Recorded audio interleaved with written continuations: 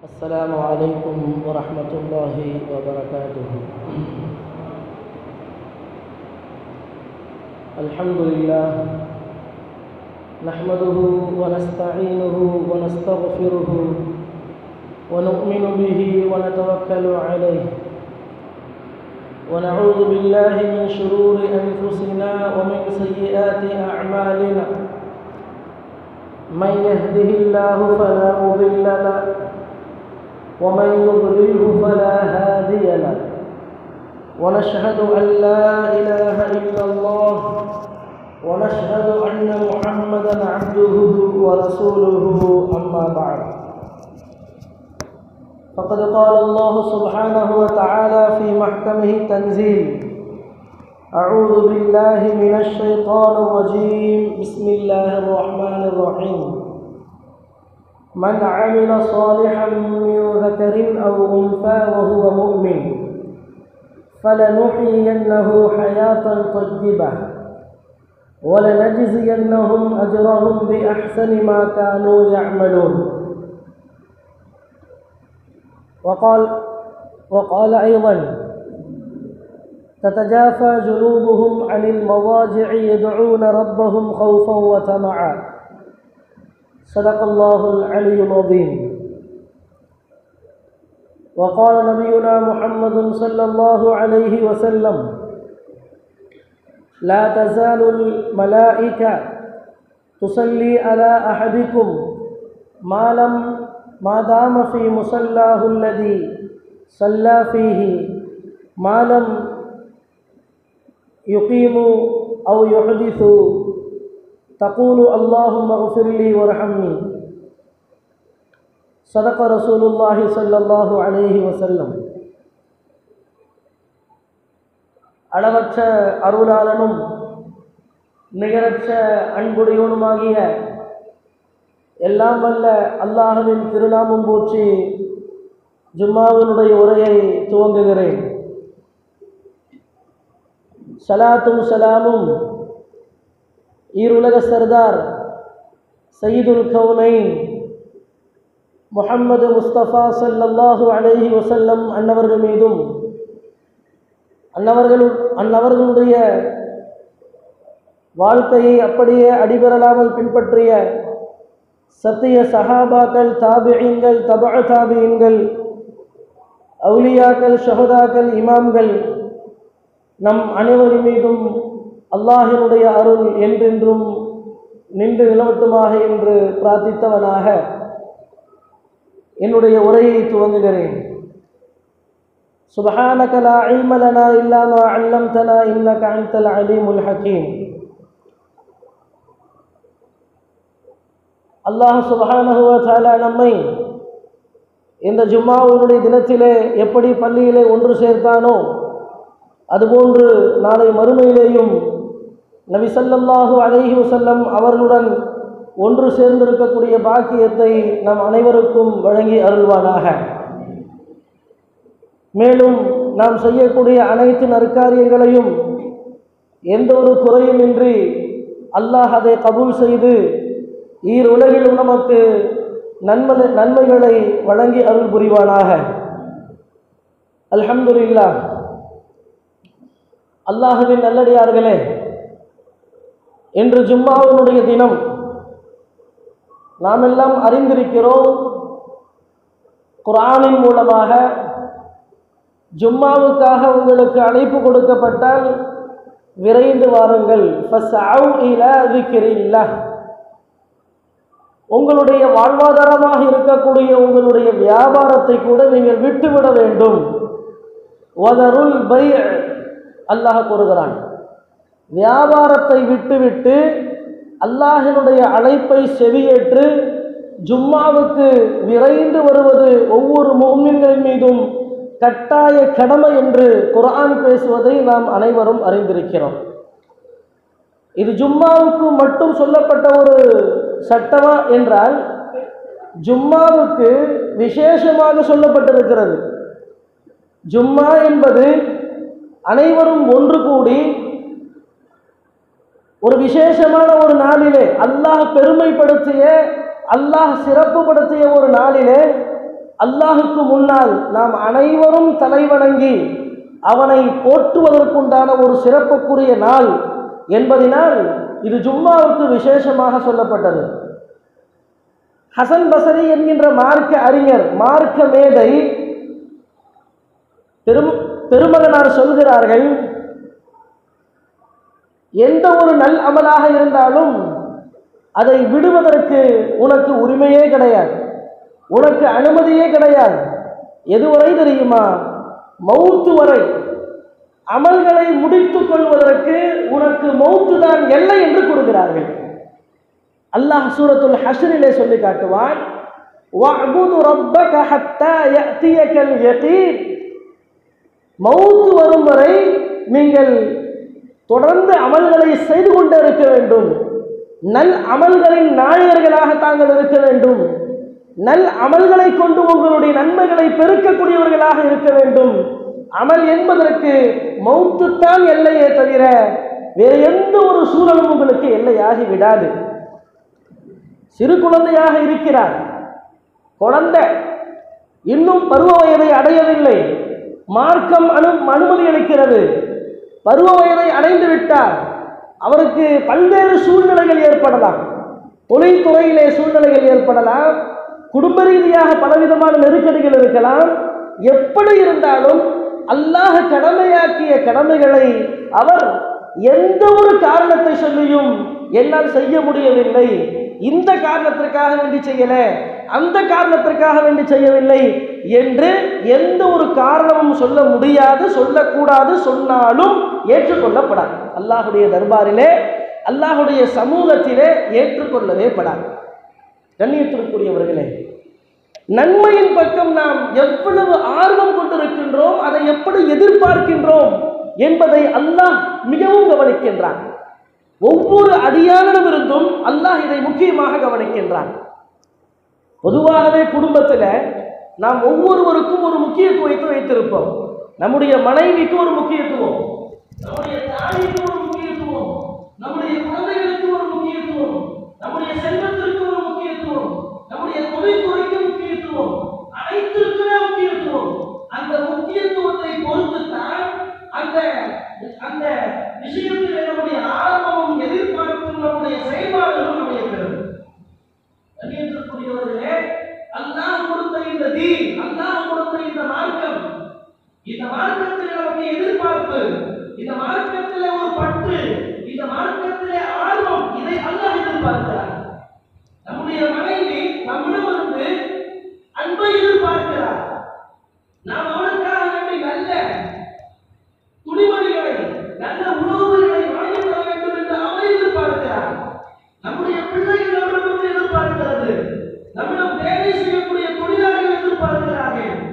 ஒவ்வொருவரும் ஒரு எதிர்பார்ப்போடு நடந்து கொண்டிருக்கிறார்கள். ஒவ்வொரு நாளும் புதிய புதிய எதிர்பார்ப்புகளோடு தான் நடந்து கொண்டிருக்கிறது. நம்மை படைத்து பரிபாலித்துக் கொண்டிருக்கக்கூடிய வல்ல ரஹ்மான் நம்மிடமிருந்து என்ன எதிர்பார்க்கிறார், நம்மிடமிருந்து என்ன அல்லாஹ் ஆர்வம் கொள்கின்றான் என்பதை குர்ஆன் ஹதீஸில் நாம் பார்க்கும் பொழுது நல் அமல்களை அல்லாஹ் ஆர்வப்படுகிறான்.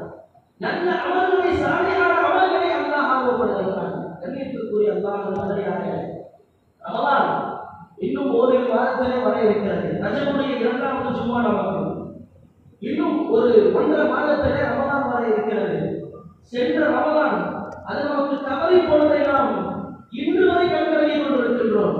நம்மால் பள்ளிவாசலுக்கு உள்ளே நுழைய முடியவில்லை. அந்த கண்கொள்ளா காட்சிகள் எல்லாம் நமக்கு காணாமல் போய்விட்டது.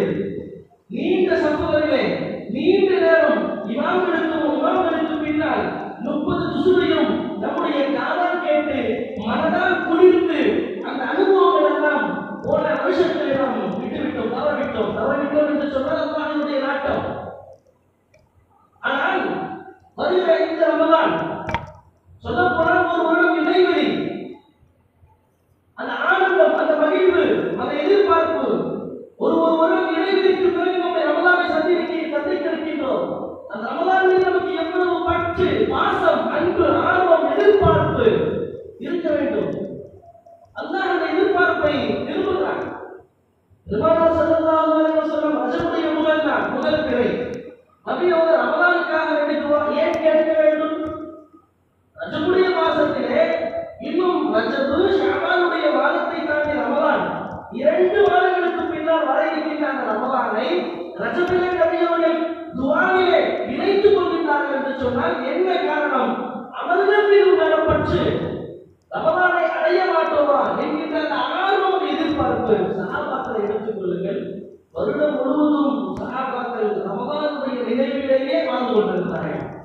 பெருமானார் எழுதுவார்கள், சஹாபாக்கள் ரமலானுக்கு 6 மாதத்துக்கு முன்னாலேயே அல்லாஹ்விடத்தில் கேட்பார்கள், யா அல்லாஹ், ரமலானுடைய மாதத்தை அடையக்கூடிய பாக்கியத்தை எனக்கு கொடுத்து விடு.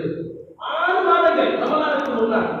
ரமலானை முடிந்த பிறகு அடுத்த 6 மாதங்கள் அவர்களுடைய துவா, யா அல்லாஹ், சென்ற ரமலானிலே நான் செய்த அனைத்து அமல்களும் கபூல் செய்வாயாக, ஏற்றுக்கொள்வாயாக.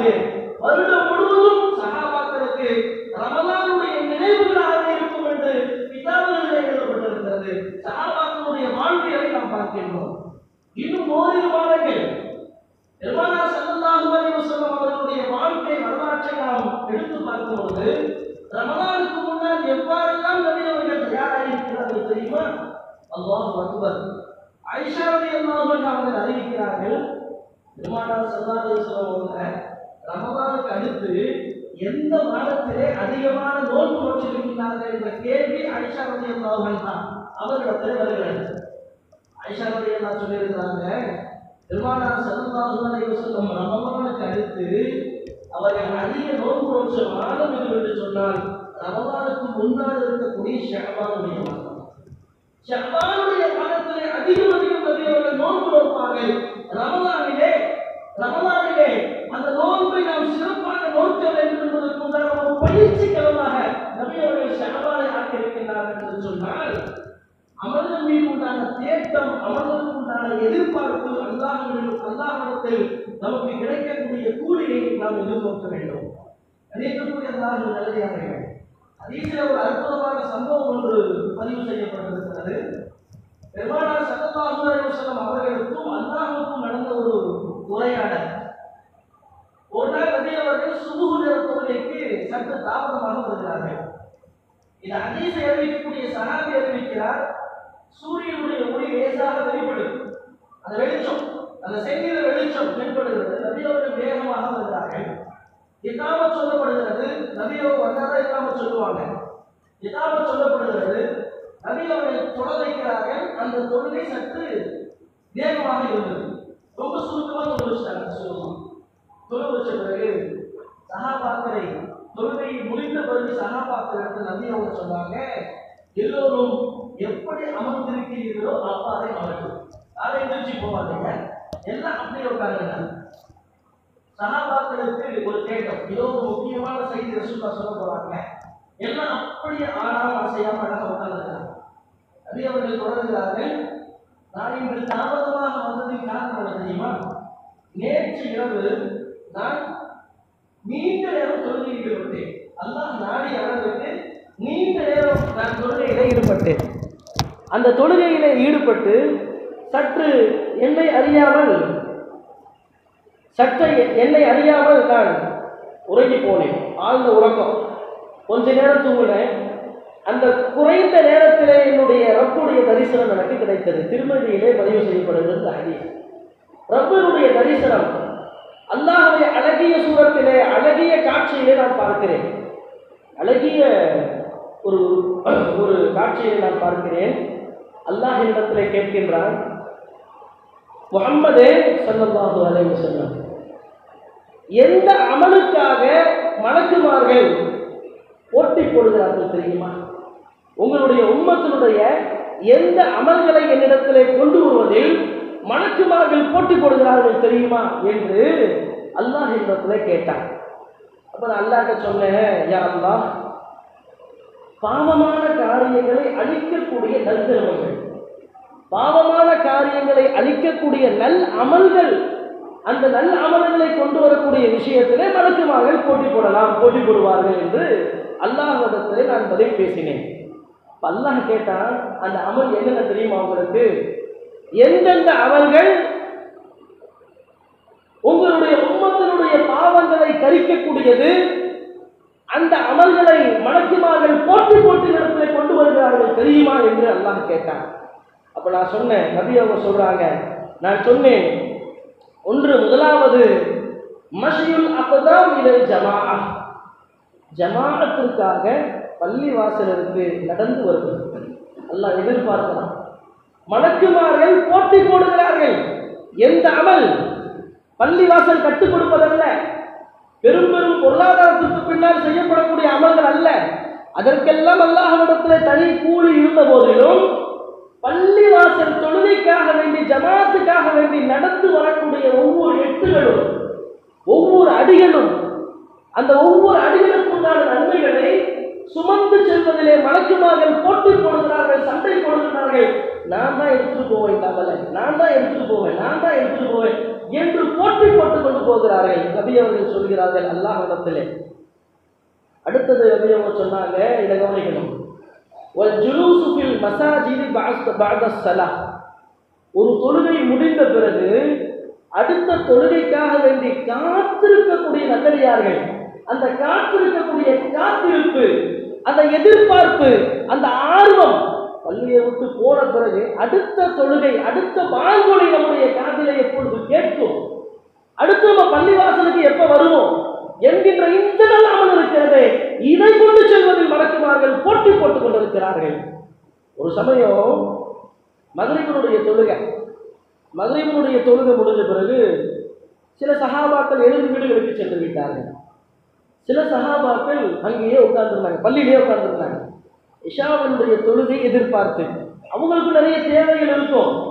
இருந்தாலும் இஷாவினுடைய தொழுகையை தொழுதுட்டு அப்புறமா நம்ம வீட்டுக்கு போகலாமே என்கின்ற அந்த ஒரு ஆவலிலே, ஆர்வத்திலே, எதிர்பார்ப்பிலே அவர்கள் பள்ளியிலேயே உட்கார்ந்துட்டாங்க. பெருமானார் ஸல்லல்லாஹு அலைஹி வஸல்லம் அவங்க இஷாவினுடைய பாங்குக்கு முன்னால் ஓடோடி வருகிறார்கள்.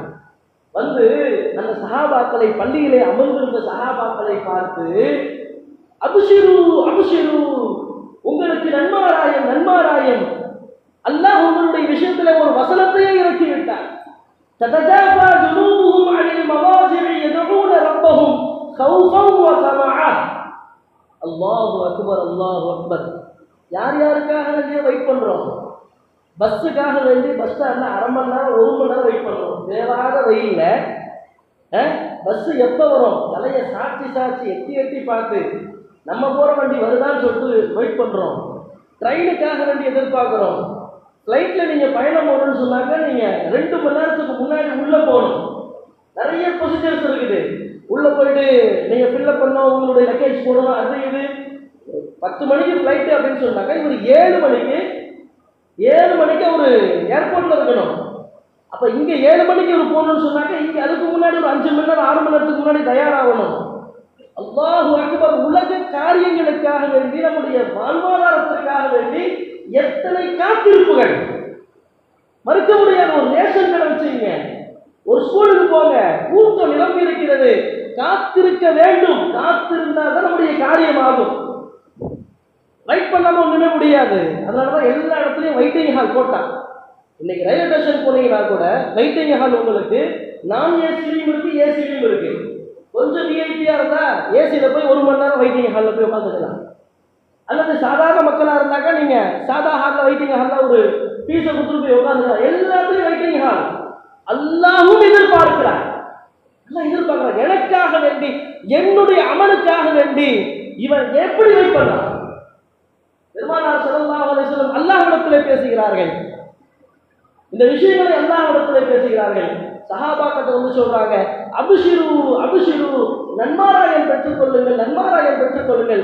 உங்களுடைய விஷயத்திலே ஒரு வசனம் இருக்கிறது. ததஜாஃபா ஜுனூபுஹும் அனில் மவாஜிஇ யதுஊன ரப்பஹும் கௌஃபன் வ தமஅன். அல்லாஹ்வை பயந்த நிலையிலேயும், அல்லாஹ்வின் மீது பேராவல் கொண்ட நிலையிலேயும் அவர்கள் அல்லாஹ்வை துதிப்பாடி கொண்டிருப்பார்கள், அழைத்துக் கொண்டிருப்பார்கள். அவர்களுடைய விழாக்கள் எல்லாம் அல்லாஹ்வை வணங்குவதிலே அவர்கள் செலவழித்திருப்பார்கள் என்கின்ற வசனத்தை அல்லாஹ் உங்களுடைய விஷயத்தில் இறக்கி இருக்கின்றான் என்று சஹாபாக்களிடத்தில் கூறுகிறார்கள். அல்லாஹுக்காக வேண்டி வெயிட் பண்ணும். அல்லாஹுக்காக வேண்டி வெயிட் பண்ணக்கூடிய இடங்களிலேயே மிக அற்புதமான இடம் அல்லாஹ்வினுடைய பள்ளி. அல்லாஹ்வினுடைய பள்ளி நம்ம இங்கே வெயிட் பண்ணுறோம்ல, வெயிட் பண்ணுறதுக்கு உண்டான நன்மை என்ன தெரியுமா? ஒரு தொழுகைக்காக வேண்டி வெயிட் பண்ணுறோம்.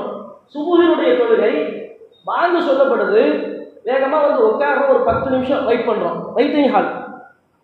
அதே போல் துஹருடைய தொழுகைக்காக வேண்டி வெயிட் பண்ணுறோம், அசருடைய தொழுகை. இப்படி ஏதோ ஒரு வக்தில் ஒரு ஜமாத்தினுடைய தொழுகைக்காக வேண்டி வெயிட் பண்ணுறோமே, அல்லாஹ் கொடுக்கக்கூடிய முக்கியத்துவம் தெரியுமா? நம்ம வேற எங்கேயாவது வெயிட் பண்ண நம்ம தான் காசு கொடுத்து வெயிட் பண்ணிட்டு இருக்கணும். அல்லாஹ் கொடுக்கக்கூடிய முக்கியத்துவம் தெரியுமா? ஒரு நபர் தொழுகைக்காக வேண்டி காத்திருந்தால் அவருக்காக வேண்டி ஒரு மலக்கை அல்லாஹ் நியமிக்கிறார்.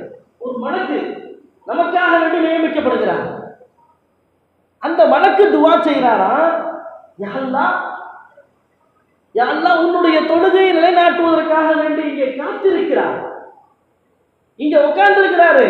அல்லாஹும்ம ஃபிர் லஹு வர்ஹம்ஹு, இந்த இரண்டு துஆக்களை இகாமத்து சொல்லப்படும் வரை கேட்டுக் கொண்டிருக்கிறார்கள். அல்லாஹும்ம ஃபிர் லஹு, யார் துஆ கேட்கிறா நமக்கு? மலக்குமார்கள். இவருடைய பாவத்தை மன்னித்து விடுறது, இவருக்கு கருணை காட்டுறது. இந்த ரெண்டு துஆவும் மலக்குமார்கள் நாம் அல்லாஹ்வுக்காக வேண்டி காத்திருப்பதினால் நமக்காக வேண்டி துஆ செய்து கொண்டிருக்கின்றார்கள். நபி அவர்கள் சொன்னாங்க, தொழுகைக்காக வேண்டி அவர் எழுந்திருக்கும் வரை அல்லது அவருக்கு ஒது முறியும் வரை. பள்ளிவாசல்ல ஒது முறிஞ்சிருச்சுன்னு சொன்னா அப்ப அந்த துவா பயன்படுகிறது.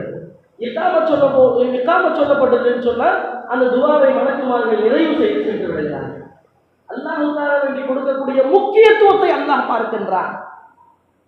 நம்முடைய மனைவி, அவளுக்கு என்ன ரெஸ்பான்சிபிள் கொடுக்கிறோம், எதிர்பார்ப்பா. நம்முடைய தாய் கூப்பிட்ட குரலுக்கு ஓடி போலன்னு சொன்னா அந்த கோபத்தை நாம் அவளுடைய முகத்திலே பார்க்கலாம். நம்முடைய தந்தை, நம்முடைய ஃப்ரெண்டு, நம்முடைய நண்பன், அவனுக்கு கொடுக்கக்கூடிய ரெஸ்பான்சிபிள், அல்லாஹ்வுக்கு கொடுக்கக்கூடிய ரெஸ்பான்சிபிள் என்ன, அல்லாஹ்வுக்கு கொடுக்கக்கூடிய முக்கியத்துவம் என்ன, அமல்களின் வழியாக அல்லாஹ் பார்ப்பான். நாம் செய்யக்கூடிய அமல்களின் வழியாக, அமல்களின் மூலமாக நாம் பார்ப்போம். பெருமானார் ஸல்லல்லாஹு அலைஹி வஸல்லம் சொன்னாங்க, மறுமையில சில பேர்களுடைய முகங்கள் நட்சத்திரத்தை போல மின்னும். சில பேருடைய முகங்கள் நட்சத்திரத்தை போல மின்னுமா. அப்ப அவங்கள்ட்ட கேட்கப்படும், உங்களுடைய முகம் நட்சத்திரம் மாதிரி மின்னுது, அதற்கு என்ன காரணம்? அவங்க சொல்லுவாங்களா, பாங்கு சொன்ன பிறகு, பள்ளிவாசல்ல பாங்கு சொன்ன பிறகு தொழுகைக்காக வேண்டி நாங்கள் தயாராகி செல்லுவோம். இந்த ஒரு நல்லவனால அல்லாஹ் எங்களுடைய முகத்தை நட்சத்திரத்தை போல மின்ன வைத்தான் அப்படின்னு சொல்லுவாங்க. இன்னொரு கூட்டத்தினர்கள் அவர்களுடைய முகம் சந்திரனை போல மின்னும். அப்ப அவங்கள்ட்ட கேட்கப்படுவா, உங்களுடைய முகம் சந்திரனை போல மின்னது என்ன காரணம்? அவங்க சொல்லுவாங்களா, பாங்கு சொல்றதுக்கு முன்னாடியே நாங்கள் ஒது செஞ்சிருவோம், வீட்டில் தயாராகிடுவோம், பாங்கு சொன்ன பிறகு நாங்கள் தொழுகைக்காக வேண்டி பள்ளிக்கு செல்வோம் அப்படின்னு சொல்லுவாங்க. மூன்றாவது ஒரு சாரார், ஒரு கூட்டம், அவர்களுடைய முகம் சூரிய வெளிச்சத்தை போல, சூரிய ஒளியை போல மின்னிக் கொண்டிருக்கும். அவர்களிடத்துல கேட்கப்படுமா, அவர்கள் சொல்லுவாங்களாம், பாங்கு சொல்றதுக்கு முன்னாடியே நாங்கள் பள்ளிவாசல்ல ஒது செய்து தொழுகைக்காக வேண்டி எதிர்பார்த்திருப்போம், காத்திருப்போம். அந்த காத்திருப்புக்காக வேண்டி, அந்த எதிர்பார்ப்புக்காக வேண்டி, அந்த ஆர்வத்திற்காக வேண்டி அல்லாஹ் எங்களுக்கு கொடுத்த பரிசு என்று அவர்கள் சொல்லுவார்கள் என்று ஹதீஸிலே பதியப்பட்டிருக்கிறது. கண்ணியத்திற்குரியவர்களே, பெருமானார் ஸல்லல்லாஹு அலைஹி வஸல்லம் அவர்கள் தங்களுடைய சஹாபாக்களை அப்படித்தான் உருவாக்கினார்கள். ஒவ்வொருவர்களும் இந்த தீனுக்கு முதல் முக்கியத்துவத்தை, முதலிடத்தை கொடுத்தார்கள். மற்ற எல்லாத்துக்குமே துன்யாவுக்கு மற்றதுக்கெல்லாம் அடுத்து தான். தீனுக்கு முக்கியத்துவம், முதல் முக்கியத்துவம் தீனுக்கு, மார்க்கத்திற்கு, அல்லாஹ்வுடைய நற்காரியங்களுக்கு கொடுத்தார்கள். அல்லாஹு அக்பர், அல்லாஹு அக்பர். எத்தனையோ வரலாறுகளை பார்க்கலாம். சுருக்கமாக ஒரே ஒரு சம்பவத்தை கூறி நிறைவுக்கு வருகிறேன். பெருமானார் ஸல்லல்லாஹு அலைஹி வஸல்லம் அவர்களுடைய அன்பு மனைவி ஆயிஷா அம்மையா அவங்கள்ட்ட பேசிட்டு இருக்கிறாங்க. ஆயிஷாவே, இன்று இரவு எனக்கு சொர்க்கம் காட்டப்பட்டது, இன்று இரவு எனக்கு சொர்க்கம் காட்டப்பட்டது. அந்த சொர்க்கத்தின் ஒரு இடத்திலே ஒரு இனிமையான குரல், அழகான குரல், அந்த குரல் குர்ஆனை ஓதி கொண்டிருக்கிறது. அப்போ அங்கிருந்த மலக்குமார்கள்ட்ட நான் கேட்டேன், இது யாரு சொர்க்கத்தில் வந்து குர்ஆன் ஓதிட்டு இருக்கிறாங்க, அதுவும் இனிமையான குரல்ல குர்ஆன் ஓதிட்டு இருக்கிறாங்களே, இவங்க யாரு, இவங்க என்ன அமல் செஞ்சாங்க அப்படின்னு நான் கேட்டேன். அதற்கு அந்த மலக்கு சொன்னாங்க, இவங்க யாரும் இல்லை, உங்களுடைய தோழர் ஹாரிஸத் இப்னு நுஅமான் ரலியல்லாஹு அன்ஹு. ஹாரிஸத் இப்னு நுஅமான் ரலியல்லாஹு அன்ஹு அவர்கள் தான், அவர்களுக்குத்தான் இந்த அந்தஸ்தை அல்லாஹ் கொடுத்திருக்கின்றான் என்று சொல்லி நபி ஸல்லல்லாஹு அலைஹி வஸல்லம் அவர்கள் சொல்றாங்க. ஆயிஷா ரலியல்லாஹு தஆலா அவங்கள்ட்ட இந்த செய்தியை சொல்லி, ஆயிஷா ரலியல்லாஹு அன்ஹா அவர்கள் நபி அவர்கள் சொல்கின்றார்கள், ஹாரிஸத் இப்னு நுஅமான் ரலியல்லாஹு அன்ஹு அவர்கள் இருக்கிறார்களே, அவர்கள் தன்னுடைய தாயை கடைசி வரை கண்கலக்காமல் பார்த்து கொண்டார்கள். அதற்காக வேண்டி அதனுடைய பிரதிபலனாக அல்லாஹ் இந்த நன்மையை அவருக்கு வழங்கியிருக்கின்றான் என்று அவர்கள் கூறினார்கள். தொடர்ந்து ஆயிஷா ரலியல்லாஹு பேசுறாங்க, இந்த ஹாரிஸத் இப்னு நுஅமான் ரலியல்லாஹு அன்ஹு அவர்கள் கடைசி காலத்தில் பார்வை போயிடுச்சு, அவங்களுக்கு பார்வை சக்தி இல்லாமல் போயிடுச்சு. அப்போ என்ன செய்வாங்கன்னா, அவர்கள் தொழக்கூடிய இடத்திலிருந்து வீட்டு வாசல் வரை ஒரு கயிறை கட்டி வைத்திருப்பார்கள். எங்கே தொழுகிறாங்களோ தொழுக்கூடிய முசல்லா இடத்திலிருந்து வாசல் வரைக்கும் ஒரு பெரிய கயிறு கட்டி இருக்கும். அவங்களுக்கு பக்கத்தில் ஒரு பெரிய டப்பால அவங்க நிறைய பேரித்தம்பழங்களை வைத்துக் கொண்டிருப்பார்கள். அல்லாஹ்வுக்கு எவ்வளவு ரெஸ்பான்சிபிள், இந்த தீனுக்கு எவ்வளவு முக்கியத்துவம் கொடுக்கிறார்கள் சஹாபாக்கள், எப்படிப்பட்ட சமுதாயத்தை நபி அவர்கள் உருவாக்கினார்கள் என்பது இந்த சம்பவத்தின் வழியாக நாம் காண வேண்டும். பேரிச்சம்பழம் வச்சிருப்பாங்க பெரிய டப்பால. அப்ப யாராவது மிஸ்கின் வந்தாங்கன்னா, பார்வை இல்லை, யாராவது மிஸ்கின் வந்து எனக்கு உதவி செய்யுங்கன்ற குரலை கேட்டாங்கன்னா, அந்த டப்பாவில் கையை விட்டு பேரிச்சம்பழத்தை அப்படியே அள்ளுவாங்க. அள்ளி வேகமாக அந்த கயிற்றை பிடித்து கொண்டு வாசல் வரை வருவார்கள். வந்து அந்த மிஸ்கின்களுக்கு அந்த பேரிச்சம்பழத்தை கொடுத்து விட்டு திரும்ப போயிடுவாங்க. போய் உட்காருவாங்க. இன்னும் கொஞ்ச நேரத்தில் இன்னொரு மிஸ்கின் வருவாங்க.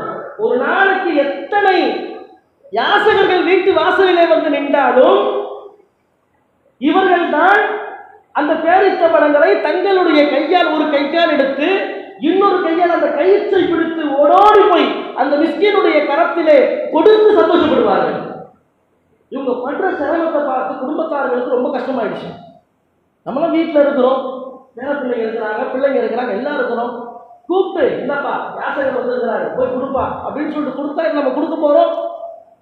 ஏன் அப்படி கொடுக்காம இவங்க கஷ்டப்பட்டு சிரமப்பட்டு அந்த கைத்தை பிடிச்சி ஓடி போய் கொடுக்குறாங்களே என்று கேட்கும் பொழுது அவங்கள்ட்ட கேட்டாங்க, குடும்பத்தார்கள் கேட்டாங்களா, எங்களை கூப்பிட்டு கொடுக்க சொன்னா நாங்கள் கொடுக்க போறோம், நீங்க இவ்வளவு கஷ்டப்பட்டு சிரமம் எடுத்து கொடுக்குறீங்க அப்படின்னு சொல்லிட்டு கேட்கும் பொழுது அவர்கள் கூறினார்கள் ஒரு வார்த்தை, நம் மனதிலே பதிய வைக்க வேண்டிய வார்த்தை.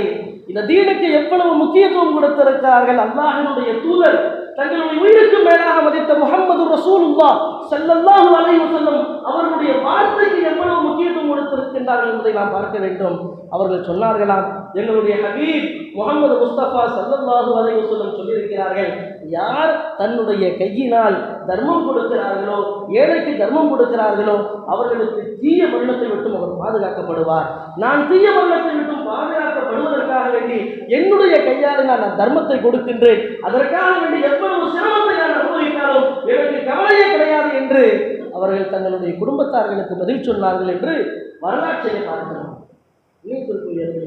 அல்லாஹ் எதிர்பார்ப்பது ஒன்றைதான், இந்த மார்க்கத்திற்கு எவ்வளவு முக்கியத்துவம் கொடுக்கிறீர்கள், அல்லாஹுக்கு உங்களிடத்தில் முக்கியத்துவம் என்ன, அல்லாஹ்வுடைய ரசூலுக்கு உங்களுக்கு முக்கியத்துவம் என்ன, இந்த துன்யாவினுடைய வாழ்க்கைக்கு நீங்கள் எவ்வளவு முக்கியத்துவம் கொடுக்கிறீர்கள், நாளை மறுமை நாளுக்கு நாம் எவ்வளவு முக்கியத்துவம் கொடுக்கின்றோம், அல்லாஹ் நமக்கு கடமையாக்கிய அமல்களுக்கு நாம் எவ்வளவு ரெஸ்பான்சிபிள் கொடுக்கின்றோம் என்பதை அல்லாஹ் ஒவ்வொரு கட்டத்திலேயும் அல்லாஹ் பார்த்து கொண்டிருக்கின்றான்.